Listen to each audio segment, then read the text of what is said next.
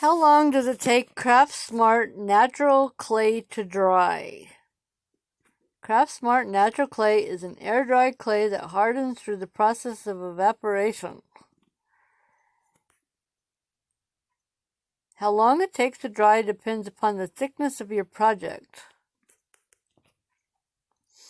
It can take 48 to 72 hours for pieces up to 1/2 inch to air dry, or 3 days.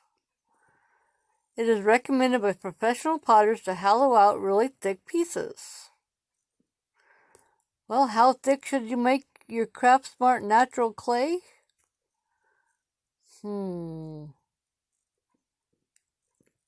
At least 1/4 to 1/2 inch thick, or as thick as your finger.